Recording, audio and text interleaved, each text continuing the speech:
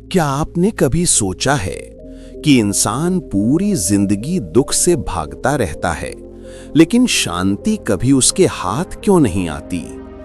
बुद्ध ने एक बार सिर्फ एक व्यक्ति को इसका उत्तर दिया था और वो व्यक्ति हमेशा के लिए बदल गया। एक दिन एक युवा साधु बुद्ध के सामने आया। उसकी आंखों में गहरा बेचैनी थी। उसने सब कुछ छोड़ दिया था, फिर भी मन शांत नहीं हो रहा था। वो बोला, प्रभु, मैं संसार छोड़ चुका हूं, लेकिन मेरे भीतर मौन क्यों नहीं उतरता? बुद्ध ने कुछ नहीं कहा, बस मुस्कुरा कर बोले, मेरे साथ चलो। दोनों जंगल की ओर चल पड़े। सुबह का समय था।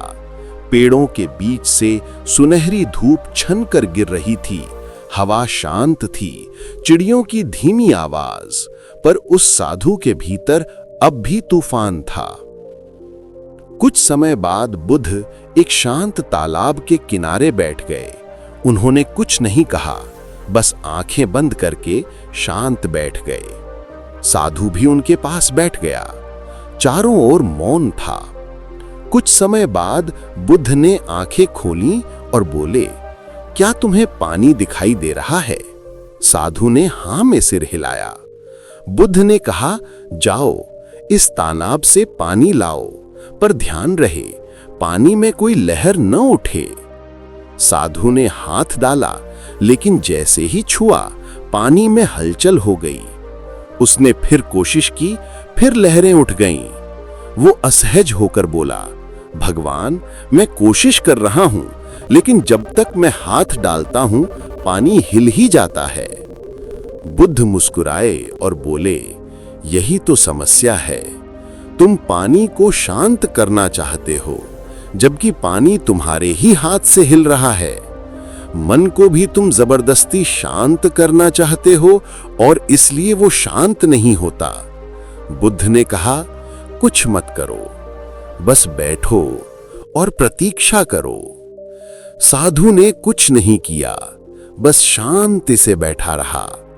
कुछ मिनट बाद पानी अपने आप शांत हो गया। साधु की सांसें भी धीरे धीरे स्थिर होने लगीं। पहली बार उसके भीतर हल्का सन्नाटा महसूस हुआ। बुद्ध ने शांत स्वर में कहा, मन तालाब जैसा है। तुम जितना उसे रोकने की कोशिश करोगे, वो उतना ही अशांत होगा। पर जब तुम उसे कुछ करने पर मजबूर नहीं करते, शांति अपने आप अवतरित होती है।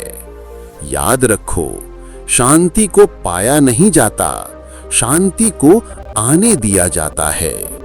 जो चुप बैठना सीख गया, वही जीवन को समझ गया। अगर बुद्ध